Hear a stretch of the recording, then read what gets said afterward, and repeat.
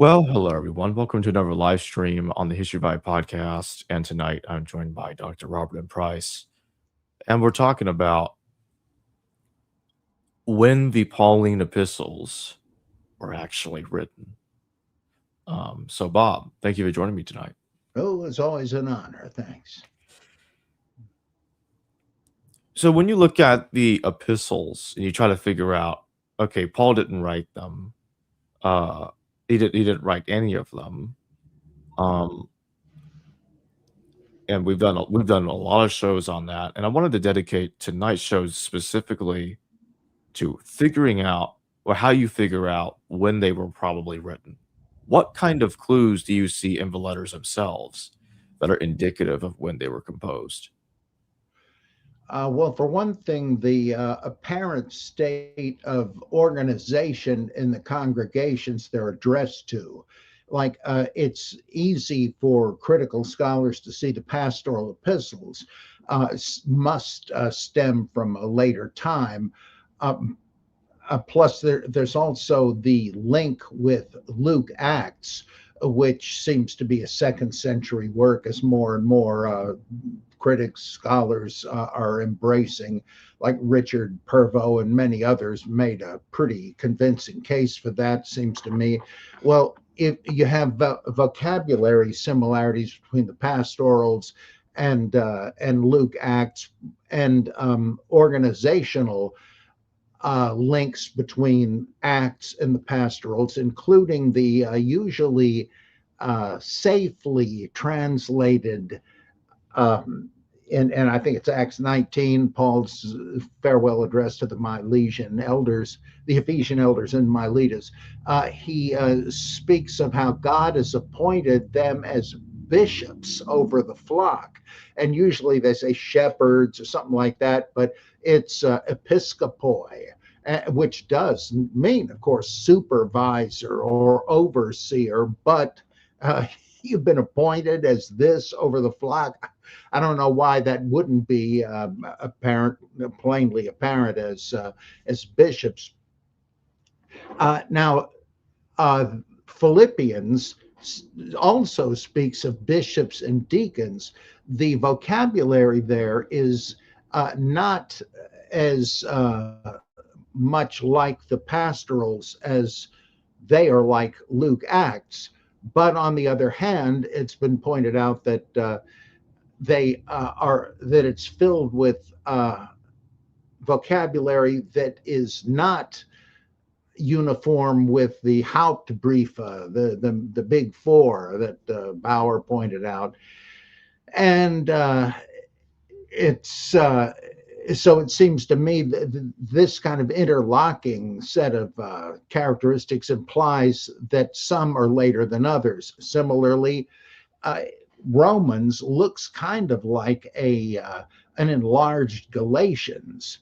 Is it what's the idea there? It's almost like, as Gordon Fee once said about Colossians and Ephesians, that it's kind of like a synoptic problem. Well, yeah, that's true too, and the same is true with Romans and Galatians. It seems to me the one is like Romans is sort of an encyclical that is based on Galatians. It's impossible to prove it, but it sure reads like that. Or maybe the most outrageous example is, as Goodspeed pointed out, you can chart this as he did, giving you the whole text of Ephesians in columns, and in the other columns there are parallels to the other epistles and the Septuagint, implying that virtually every line of Ephesians seems to be copied from these other sources. And so there, it's kind of like Second Peter, who the author speaks of all Paul's epistles and as scripture. That certainly is way later than historical Simon Peter would have lived.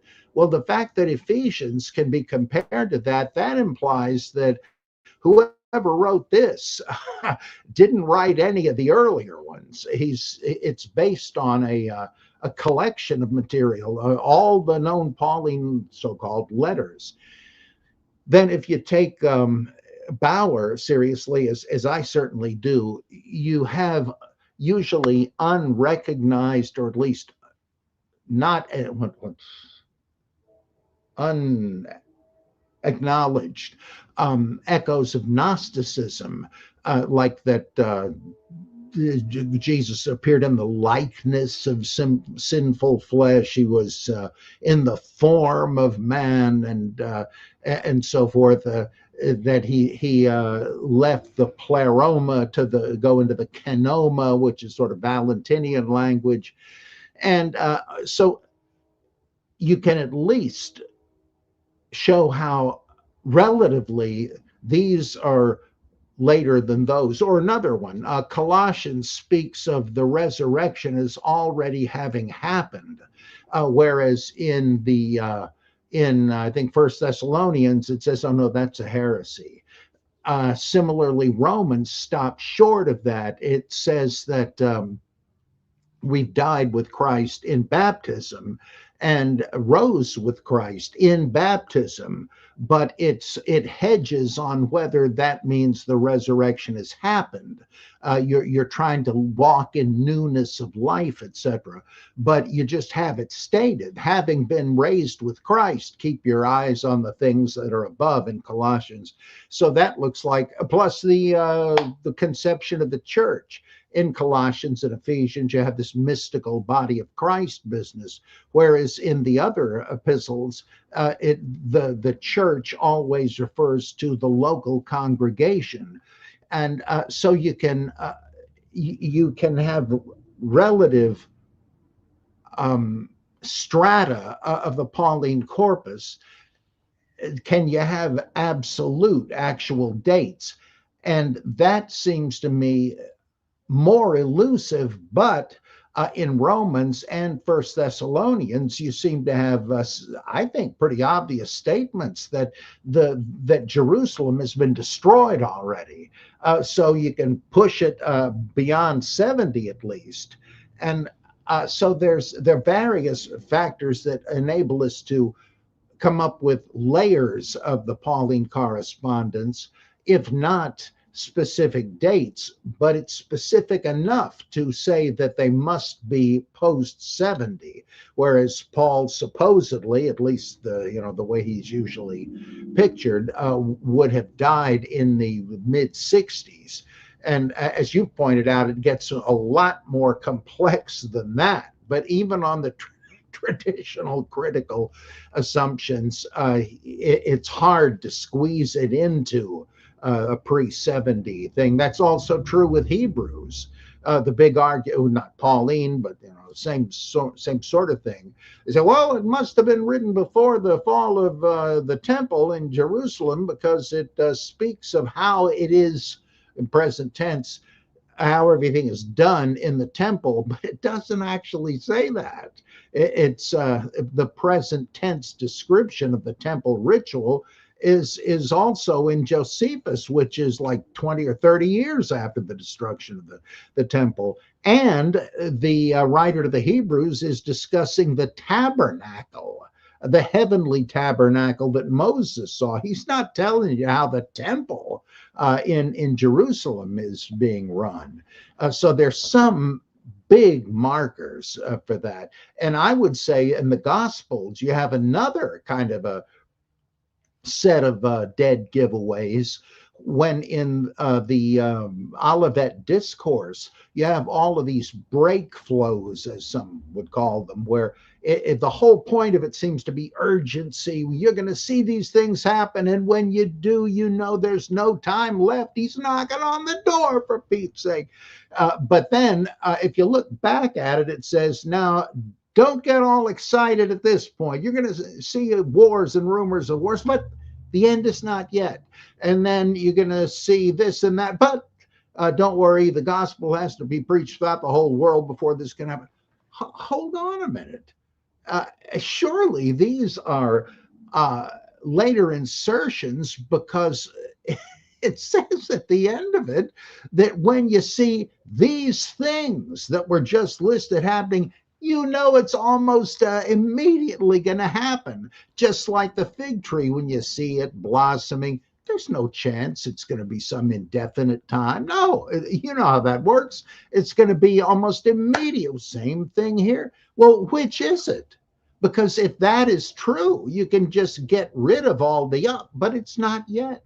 And so, right there, you've got various uh, things that are saying it's not, it's got to be after the fall of Jerusalem, because minus those break flows, that's the punchline, that it's all going to come down when Jerusalem is destroyed. But maybe not. So the ancient scribes, when they wanted to correct, when they were trying to sidestep embarrassments in the text, they weren't at liberty to chop out the offending material. They just corrected it by providing these potholes in the road, so that the reader will say, "Oh, well, you know, I thought they were saying Christ is coming back before this generation is over, but I guess I must not have gotten that right, because obviously, you know, all these things. So which verses do you want to look at? There's no coherent thing, and it's the result of delay and delay and delay. It's not quite as overt in the Pauline epistles, but it's the same principle. Comparing one with another, you realize this is getting pushed off further and further. And who knows who wrote them? So they like to say that the Deutero-Paulines and the Pastorals show many hints that they were written after 70 CE, but they do not point the same thing out with the other 7 letters that they do think are genuine. They only assume that those references exist, and the other ones that they assume are not authentic. What are the internal clues in the so-called 7 genuine letters that they too were written after 70 CE? Well, in my opinion, when near the end of Romans, when he says, "Well, I've taken the collection, pray with me that it'll be accepted," that I know you can't prove this, but that seems to me to presuppose what you see in Acts, for instance, where Paul brings the collection, but they say, "Look, we're in a tight spot here. They think you're a libertine and telling people not to circumcise their kids. Why don't you pay for all of these guys' Nazarite vows coming up?" Well, with what? Apparently, with the money he brought, and it didn't go over. That would imply that Romans is written after whatever event really transpired in Jerusalem, the rioting that resulted and led to Paul's arrest. It seems like that really is already a fact that the readers know. So they'll think, well, this was written beforehand. I guess that Paul had a premonition of what would happen, because it sure did. Ooh, that's classic apocalyptic fakery. Right, it's amazing how well he foresaw what would occur. Then there's oh, well, the fact that in the epistles, Paul doesn't really talk about Jesus as the Messiah. In fact, Christos, in every Pauline, quote unquote, instance, it's a name, not a title. There is one place where it might be a title, when it says, "Well, the great covenant was made with Jews, and of them, from them come ho Christos." That could mean the Messiah. That would make sense. But it could just mean Jesus. Jesus Christ came from them. So you can't be too hard on fellow Jews. And so what does it mean that it's come to that? That Paul it's no longer a question of messianism. Plus in Romans, 9 through 11. Well, it's pretty obvious that Jews by and large have rejected the gospel. What? That's a little early to make that judgment. That's got to be anachronistic. That can't be evident yet. And as von Manen and others said, the theology of it seems to be, I know this is elusive, you can't prove this either, but it seems rather complex. And the way in which it's depicted, that like the whole thing that because Christ was crucified and cursed is anyone hanged on a tree, and they speak as if all in one Zen-like flash on the road to Damascus, which is never even mentioned in any epistle accredited to Paul. In this moment of satori, he said, I get it. The law must be over with because the Messiah was crucified, and now we can go to the Gentiles. What?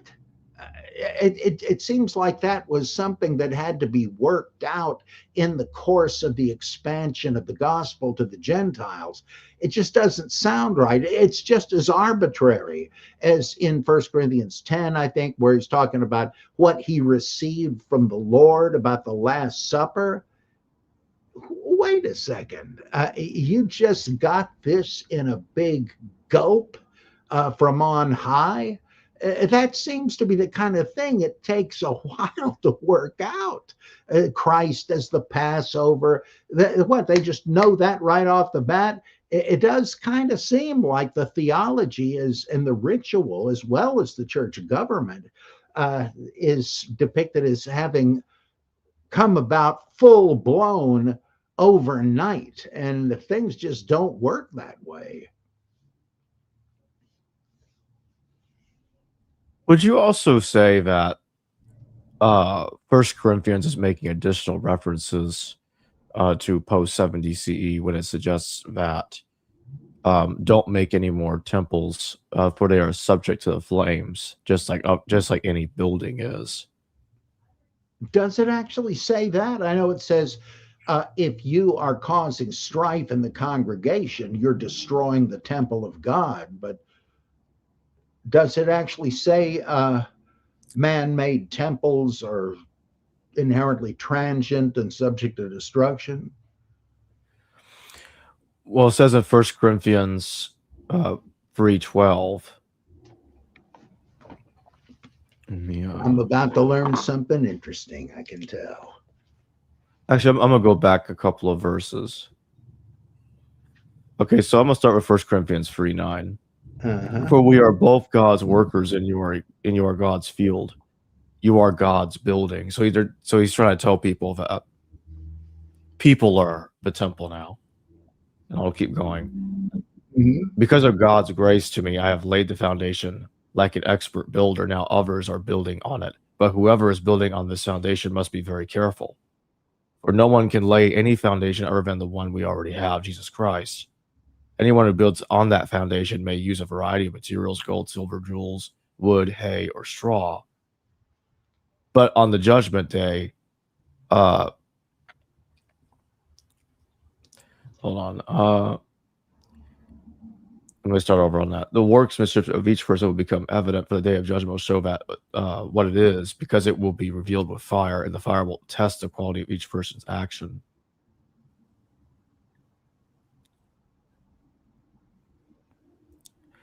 So, and a couple verses later, 1 Corinthians 3:15, it says, "If it is burned up, the builder will suffer loss, but yet will be saved, even though as one escaping through the flames."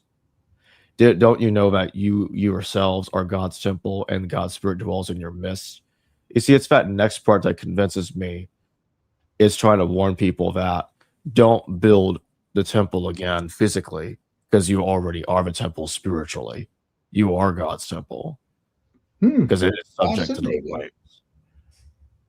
Wow. And the next part says, if anyone destroys God's temple, God will destroy that person, for God's temple is sacred, and you together are that temple.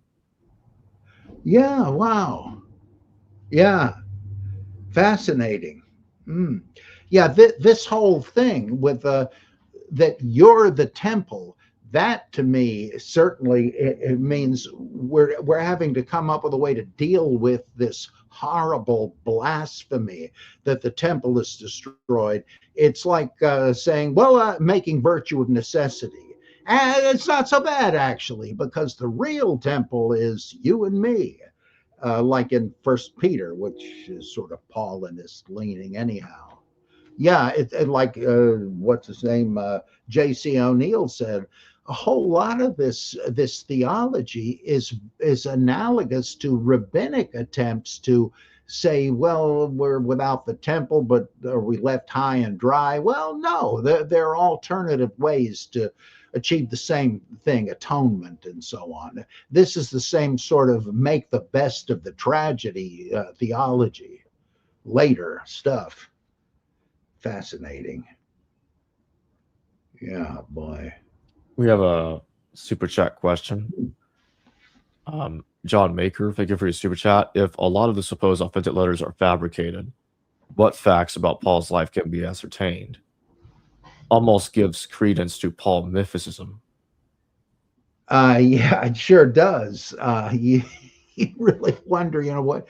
I mean, all their needs, like, it's very similar, I think, to the idea of Peter. I mean, people like Arthur Drews wrote a book decades ago, and about how Peter is mythical and that he's based on Mithras somehow, and the pearly gates thing, though of course that's not actually in the New Testament, but it's even that represents the Mithraic myth. Um, and Peter seems to be just a literary character, like Ananda in the Buddhist stories, the well-meaning but dumb straight man, or Dr. Watson in Sherlock Holmes. And so the existence of Peter, it seems to me, is very tenuous. I mean, the fact that Peter, Cephas, Simon, who are we talking about here?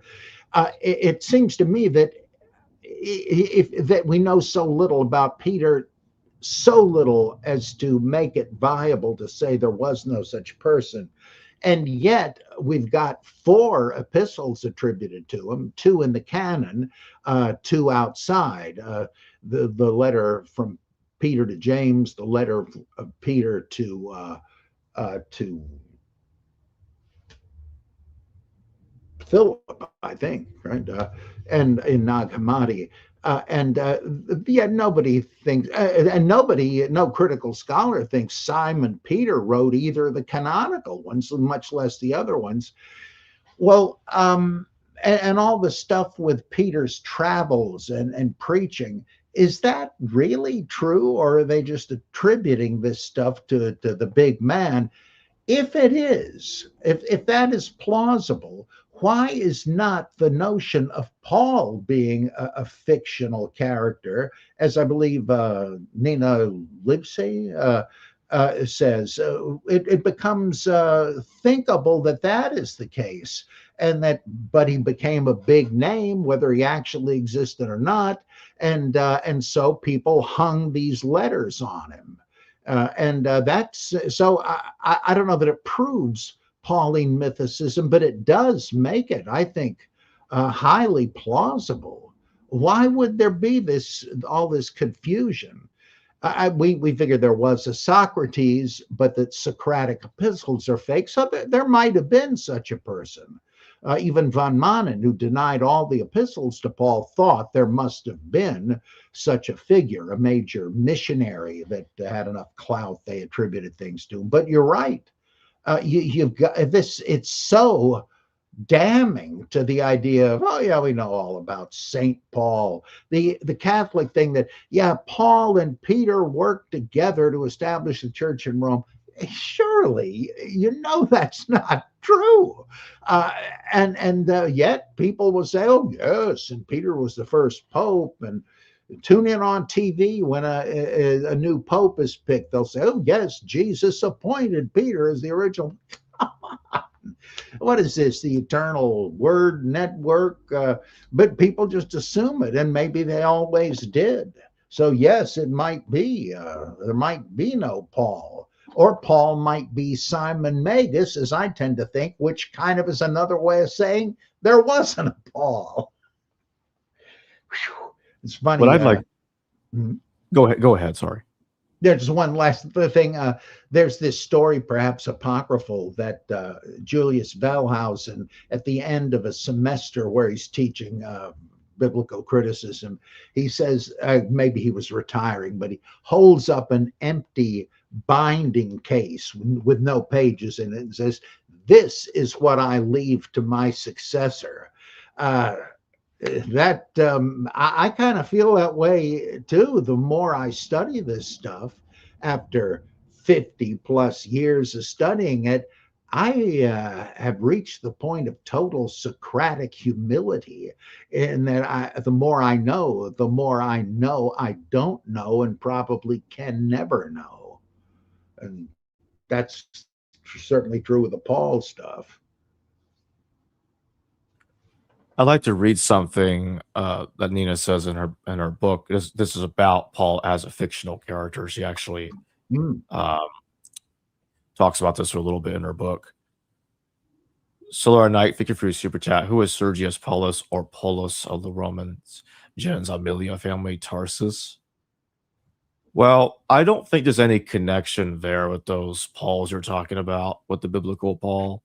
The Sergius one, well, yes, in terms of Acts, makes us think that the historical Paul went to go see that guy and to try to stop Elymas from converting.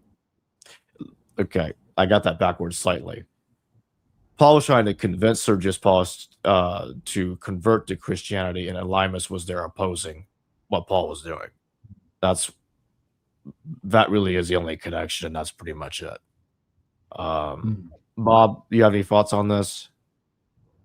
Well, why do so you're figuring that it's not just the name in common, that they're actually referring to this otherwise attested figure, Sergius Paulus. Why do you think they would have brought him into contact with Paul? I think my best guess, because I'm not really entirely sure where Solar Knight's going here with the super chat, but in any case, I think this was part of a literary construct to make Paul interact with many more of high government officials, because Acts does that a lot, whereas in the epistles you don't really see this. The closest thing you do see to that is the reference to Erastus, the treasure man, in Romans 16. But other than that, oh well, actually, Clement and Epaphroditus in Philippians. That's a couple of exceptions. Although some may debate that because that involves identifying them with Clement and Epaphroditus in Dio Cassius and Tacitus, because they talk about them. Although I think that's clear enough, especially from some of the scholarship that's been done on that shows that, yeah, it looks like they're the same people. Even some of the scholars, I believe in the 7 genuine, so-called genuine letters, will say that, although many still don't see the connection. So I think so anyway, going back to Sergius Paulus, I think it's part of the same constant thing we see in Acts to make Paul connect with government officials, like Gallio. Yeah. Also, well, there is one other thing. And I can't remember which church father made this connection. I just can't remember. But you have this idea that Paul gets his name from Sergius Paulus, that Saul becomes Paul after that argument happened. Let me see if I can figure this out real quick.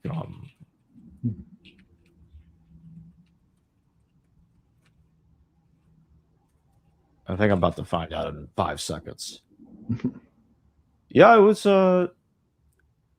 Jerome. He made that connection. I didn't want to say it. I didn't want to say it until I looked it up, but yeah, it was Jerome that made that identification that Saul became Paul because of the Sergius Paulus incident in Acts. Hmm. Yeah, it's interesting that he says that. Um, let's see. I think I might even be able to get the exact quote from it. Um,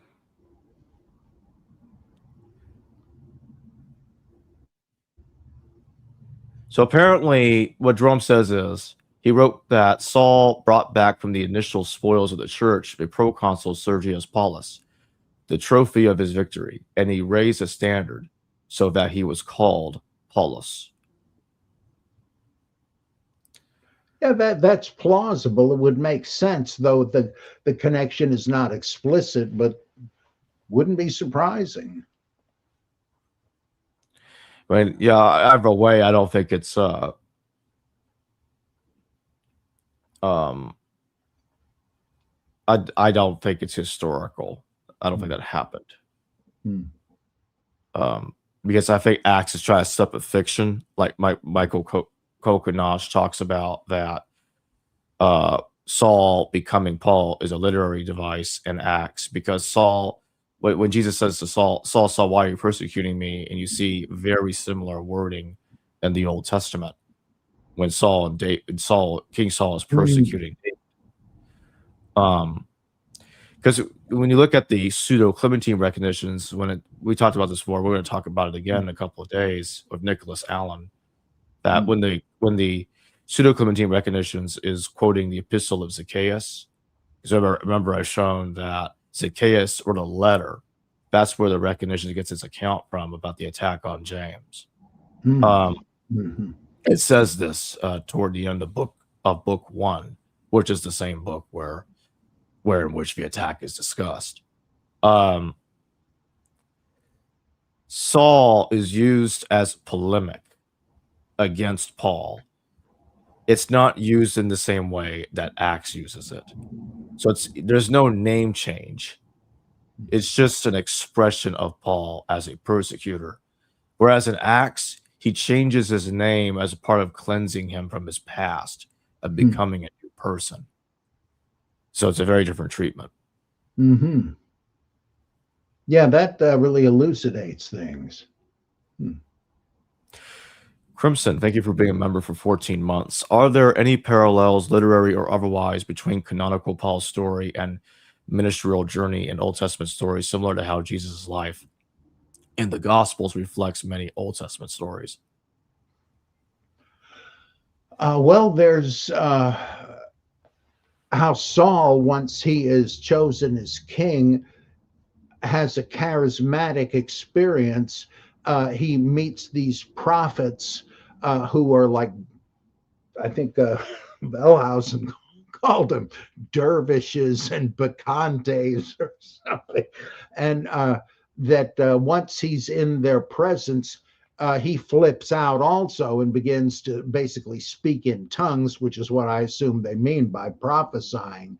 And so that certainly means he's endowed with the Spirit of God. So you don't need to worry about him being a good king. Of course, it's easy to lose sight of that because the compiler of the Deuteronomic history has decided to throw in everything but the kitchen sink. And he's got pro and anti Saul propaganda in there to give equal time, I guess. But that would be a kind of a crisis conversion thing where Paul gets the Spirit and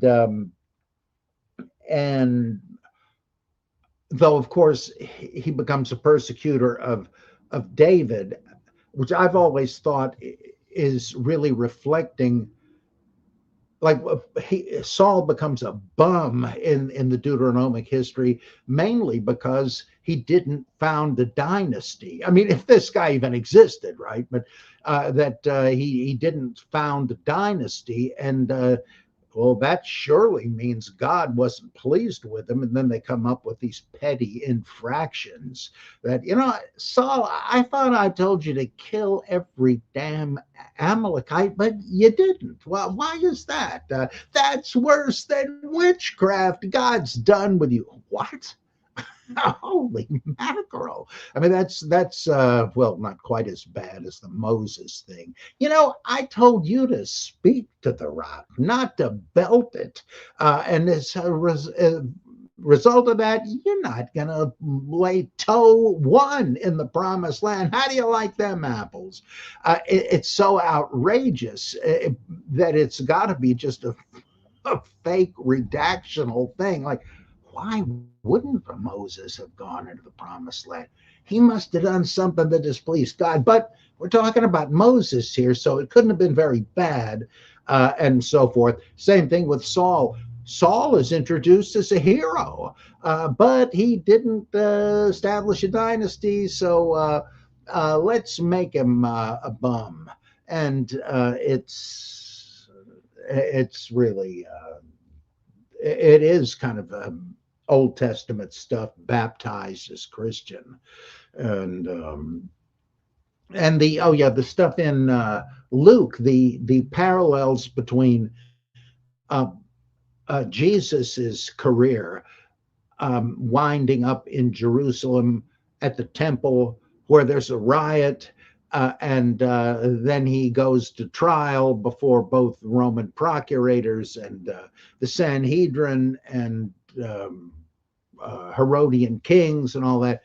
That's pretty close for comfort, like Lena Einhorn would say. I mean, it's so much like, in this case, Paul borrowing from the Gospels, or Luke borrowing from the Gospels, that you do begin to think maybe she's got something there, that they're the same guy, or what.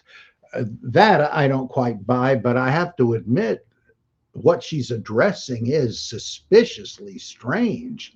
So Paul based partly on the Saul of the Old Testament and partly on the Jesus of the Gospel of Luke. Oh, brother, I'm getting a headache. So here's what Nina says. This is on page 83 of her book, The Letters of Paul. She says, Paul's a fictional character. We have no external evidence of Paul, no non-canonical or non-extra-canonical sources refer to him. While to argue against Pauline authorship based on a lack of outside evidence of Paul could be constructed as an argumentum e silentio, and proving or disproving his existence is not possible. His absence from contemporaneous Hebraic, Greek, and Roman sources is nonetheless telling. The Roman name Paulus, from which the name Paul likely derives, is also largely unattested as a cognomen, a nickname in the ancient world, as a nomen gentilicium, family name. It belongs to noble patrician families inside Italy. From the way in which we come to know Paul in canonical sources, there is reason to believe that he, like other characters named in Acts, is fictional.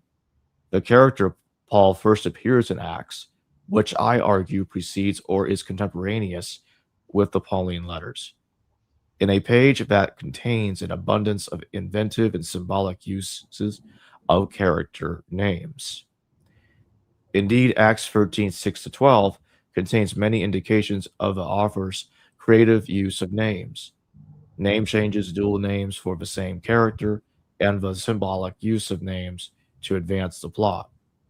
The character Paul arrives within the narrative through a change in name, Acts 13:9.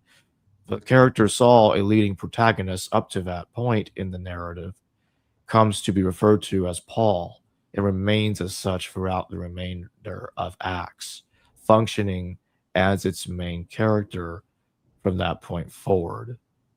So what's your thoughts on what Nina said there? It does make sense. I guess I am stuck on at the point where she says you can't. It's not decisive. It can't be, but boy, it sure would make sense if it were true. I think she does make a good case, but whether it's decisive or not, I don't know. But I was struck by that when I first read it, and I have to do some more cogitating on it. No Paul at all, and it said her the fact that she says if there weren't actually a Paul, that would kind of fit Luke's tendency with names there, and that is pretty important. Um, and again, as the previous questioner mentioned, if you say all these letters are not authentic, then where do they come from? There's like nothing at the center of it. So I don't know. I never thought I could be pushed further to the left on this stuff, but that may happen.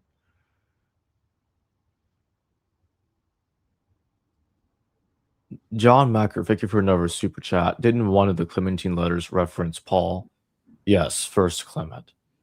Um, in fact, First Clement is the main reason I think that there was a historical Paul. Because it only mentions a single letter, a gospel apparently, and that's it. Well, not apparently, it does mention the gospel, but that's it. And to me, Clement's Paul is so lackluster. Also, second Clement's Paul in the recognitions is violent, and attacking. He attacked James, the brother of Jesus. Uh, I have a hard time stomaching that someone fabricated that version of Paul after the New Testament. I'm not convinced of that. Well, Loisy says something about how I hope I'm not elaborating beyond what he said, but I took away from one of his books that he thought that the notion that Paul was a persecutor of the church was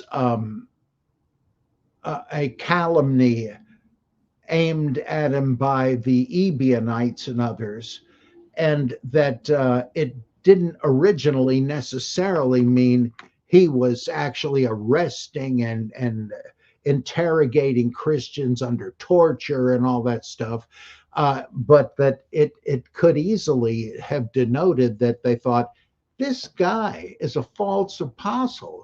He's opposing the truth, the truth of the true Jesus and the Christian gospel, and by opposing us, he is persecuting the church, and that either they kind of took a big jump into making him violent, or it was sort of the obverse of what it has Paul say in which one is it? Second Corinthians, that he is fighting, though not with weapons of solid matter, but with the truth as his weapon and so forth. It would be easy for somebody to take that out of context and say, "Look, you got it from the horse's mouth. He's persecuting us." Whereas, on the other hand, the idea that Peter was such a coward is to say, Jesus, Jesus who? I never heard of him. That was a Paulinist slur against Peter. I mean, whether there actually was a Paul or a Peter, the idea is that the warring factions each had a figurehead, and so to try to discredit one another, they vilified the figureheads.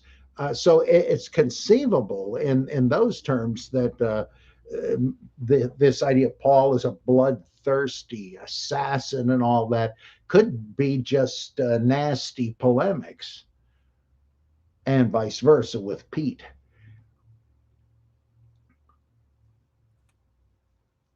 Yeah, I just again, I just haven't really. Let's say what really let me start over on that. What gets me stuck there is that Paul attacked James, Mm-hmm. and I'm very convinced it has to be historical. I just I just can't see why somebody would make up that Paul tried to kill the brother of Jesus. I've I've heard attempts to argue it away by saying, "Oh, it's just anti-Pauline polemics," but yet it's not really explained how that makes any sense. Again, where is these anti-Pauline polemics from? Who are these so-called heretics that made this stuff up in the recognitions? I just The don't see. Ebionites? Well, I'm not really convinced that the Ebionites wrote the recognitions, especially when you look at the parallels with the traveling Clement and the Shepherd of Hermas, which has not been observed. Hmm. The traveling Clement mentioned the Shepherd of Hermas was traveling around. He was writing a bunch of letters to multiple different provinces, and during the reign of Bishop Pius I, which fits the description of what's going on in the recognitions. You have this traveling Clement going all over the place. Yeah, fascinating. Wow. This just seems like a treasure trove of evidence that has been dormant for too long. All sorts of interesting stuff in there. Solar Knight, thank you for your super chat. Paul the Anti-Messiah, the first Antichrist. What do you think about that, Bob? Well, I know some people have hung that on, like in Galatians, where Paul says, "Have I become your enemy by telling you the truth?" And I know I've read somebody thought he's saying the enemy. Have I become the Antichrist to you? And it wouldn't be surprising if that's what it meant, but that does seem like kind of a slim read for that. Yet, if he's a false apostle in the eyes of a segment of early Christianity, if he's a false apostle, that's not very far from saying he's the Antichrist. But I need to know more about that. From what I have, well, like in First John, you've heard of the coming of the Antichrist. Well, now there's a whole bunch of them, and in that sense, I mean, it sounds like he's sort of dissolving the idea of the apocalyptic monster, the Antichrist, into just a wave of false teachers, and once you do that. Kind of demythologizing the idea, Paul could certainly be vilified in those terms. I have this weird theory in my book, The Paperback Apocalypse, of where they got the Antichrist idea, and that Christians adopted it from Jewish polemics against Jesus, who, as in the Gospel of John, is taking his stand in the temple and claiming he is God and so forth. And but who knows really where it came from? A neglected theory.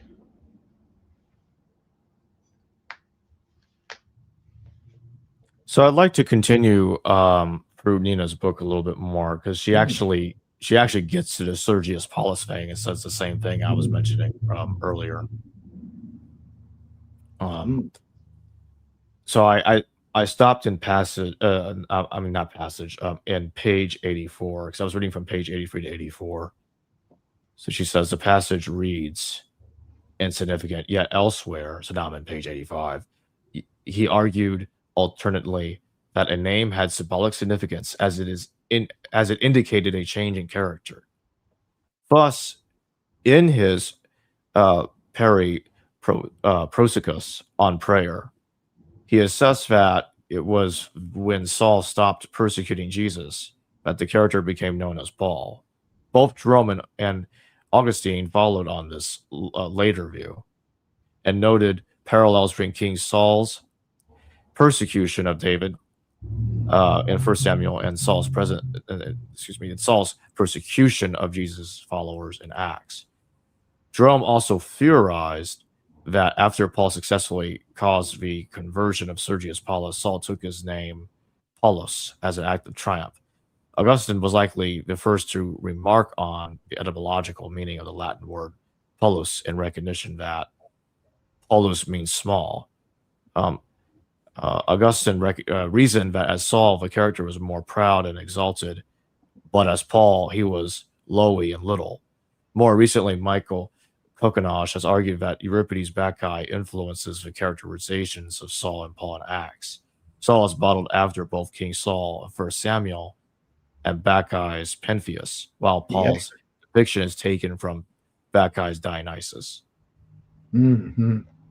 What do you think about Yeah. that, In Bob? fact, I am convinced that the conversion of Paul's story, which is not intimated in the epistles, whoever wrote them, comes from two well known and easily accessible works. One, the Euripides, the Bacchae, where Paul is Pentheus. And in fact, once Dionysus sort of hypnotizes Pentheus into becoming a believer and sends him to his death. He says, "I'll show him how much he's going to be persecuted." And Jesus says pretty much the same thing to Ananias once he compels Paul to become a Christian. He says, "I'll show him how much he must suffer." It's like he dishes it out, but can he take it? And there's so many other parallels, even verbally, between the Bacchae and Acts, that I don't doubt that's the implication. But also in Second Maccabees chapter 3, the miraculous conversion of Heliodorus, the agent of the Seleucid emperor trying to appropriate the temple treasury, that's filled with parallels to the conversion of Paul. The angel knocking him off his horse and being blinded as a result, and being taken care of by the Jewish elders, and apparently converting to Judaism. I don't think there's any chance that the Bacchae and Second Maccabees are the whole basis for the Damascus Road thing.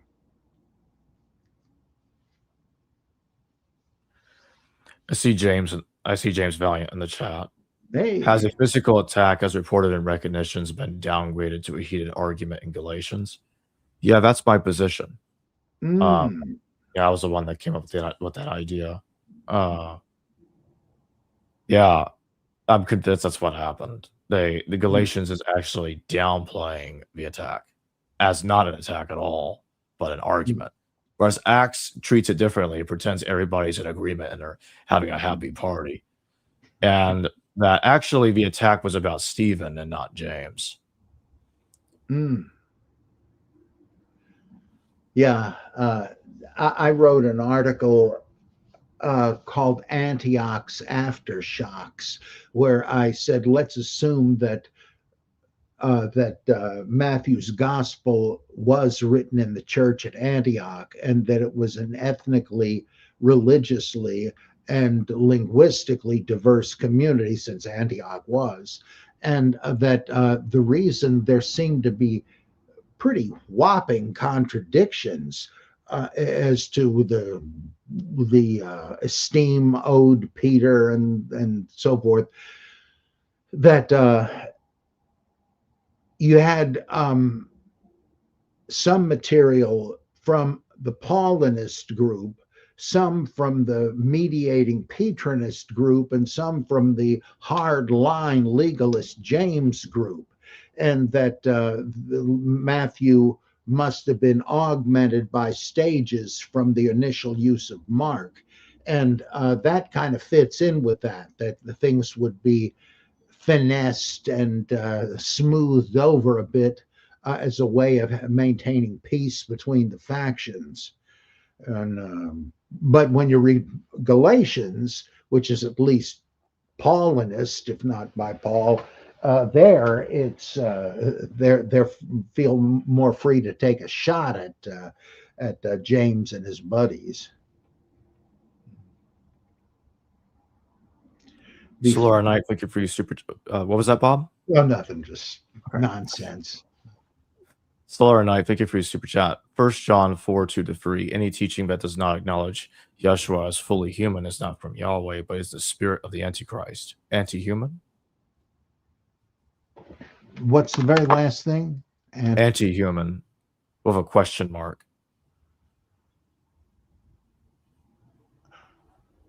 Well, that's a case of saying that anybody who's a docetist, I think, is really a spokesman for the Antichrist, the spirit of the Antichrist, especially since it's First John that seems to speak of a collective Antichrist.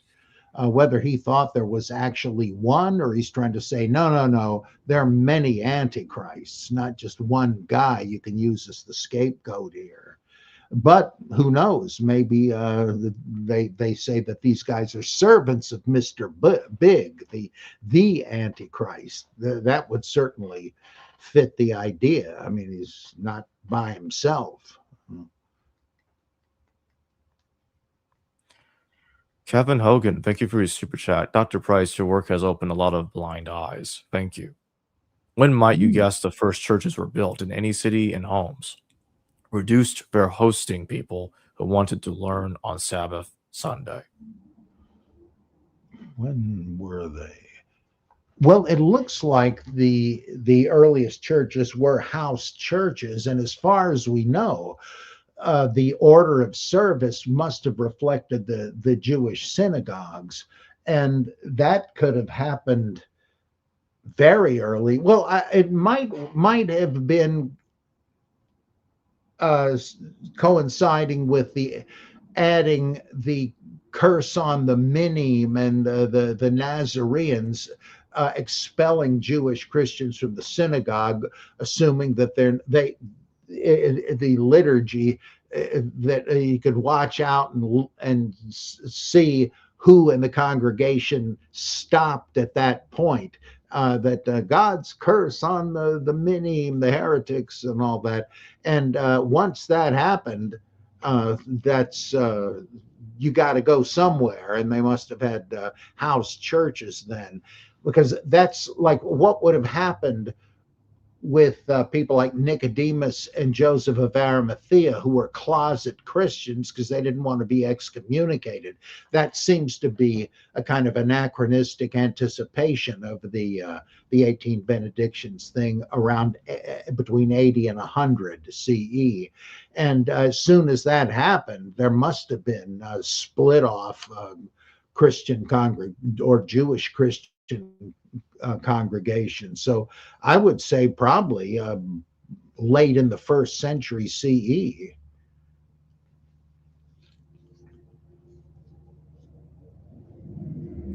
What do you think causes the perception that these 7 letters, there just cannot be any reference to the destruction of the temple on there? And when scholars do pay attention to it, like with 1 Thessalonians 2:13-16, that's wished away as an interpolation, but everything else in the letter must be pre-70 without manuscript evidence to prove it.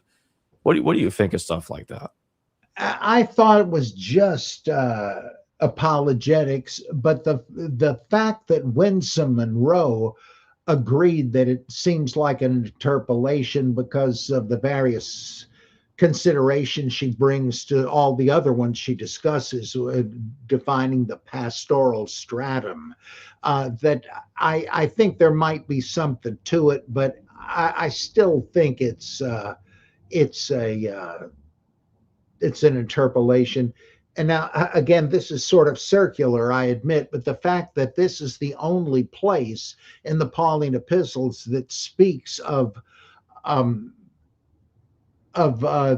Jesus' death being initiated by Rome or by the Romans and the Jews, anyway, the authorities in Palestine.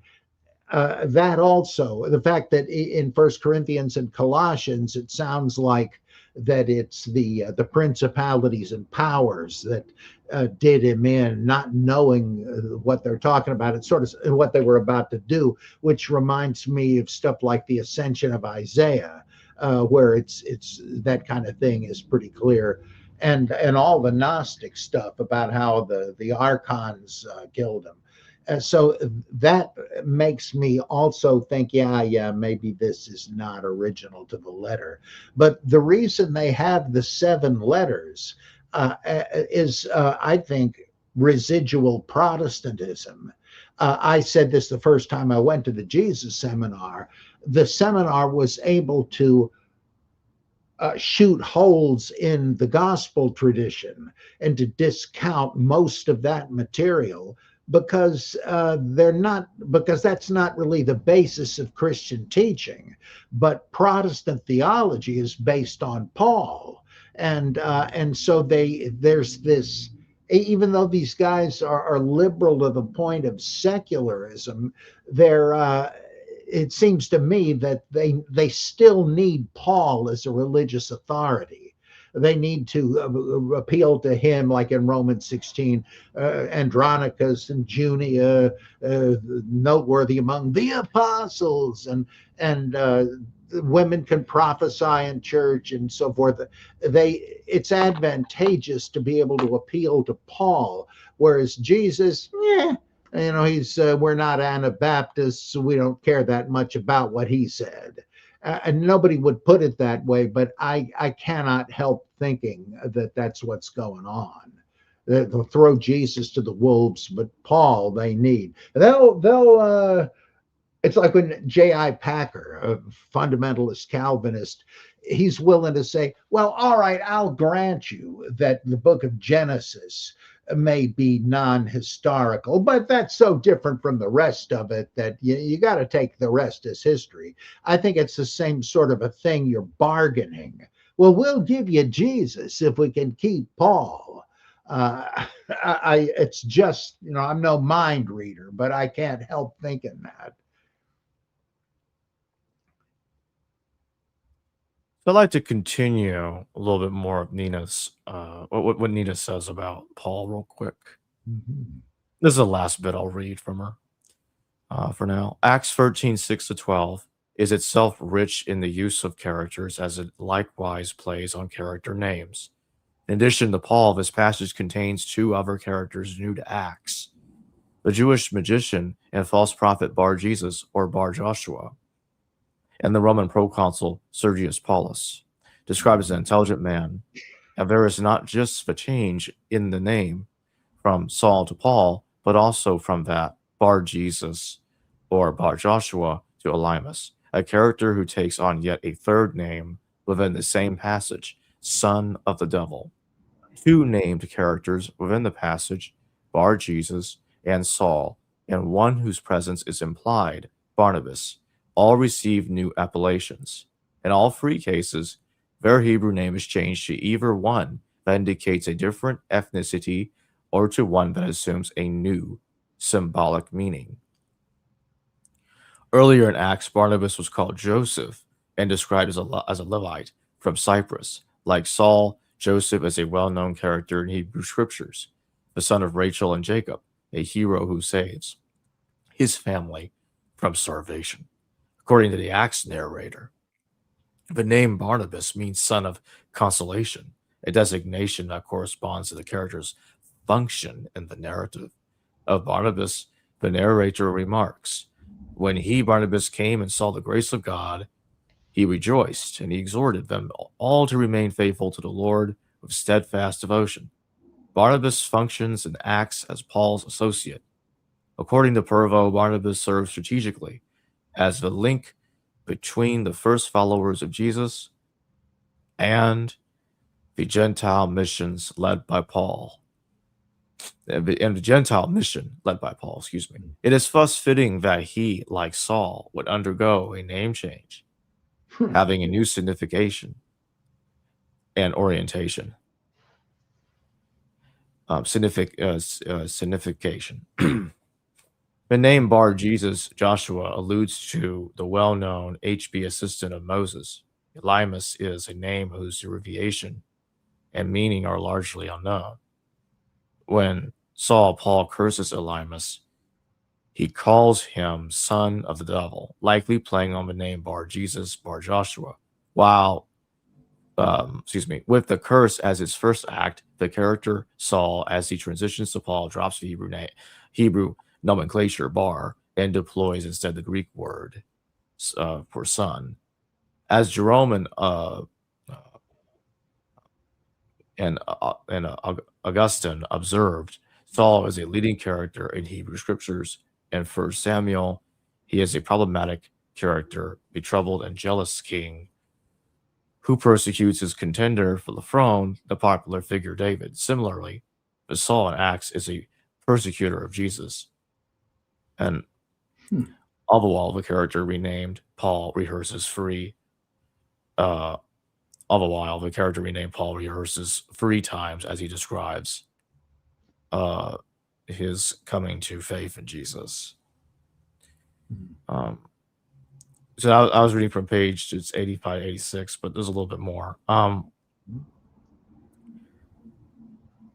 It becomes assigned to the character Saul in an episode. So now I'm on page 87, in which he brings Sergius Paulus to the faith. There is likewise a lexical connection between the names Paul and Sergius Paulus, alongside a literary trope of blindness that further associates Paul and Sergius Paulus problematically. Saul's blindness and recovery of sight convinces him, Saul, of the validity of the message of Jesus, while Paul causes the blindness of Elymas, a miraculous sign that serves to persuade Sergius Paulus of the power of the Lord. Moreover, the one who was blind, Saul, now acting under the name Paul, blinds the one interfering in the way of the Lord. So what do you think of all that, Bob? It seems like it's easy to say, wait a minute, this is like musical chairs and it's too intricate. But no, because on any reading, you can't help but notice that it is like musical chairs. Elymas is kind of a replay of Paul, and all that stuff you said. Something is going on here. I mean, it invites and demands a kind of code breaking like she does. I find it pretty convincing. I mean, it's not like you take a straightforward narrative and reading all kinds of things into it. This is obviously a puzzle, and she seems to have solved it.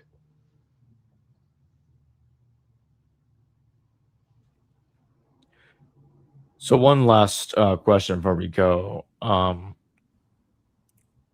When do you? Oh, well, actually, I need to state one thing real quick, because you mentioned earlier that First Thessalonians seems to be the only place in which Romans and Jews seem to be implied as both being responsible for the death of Jesus.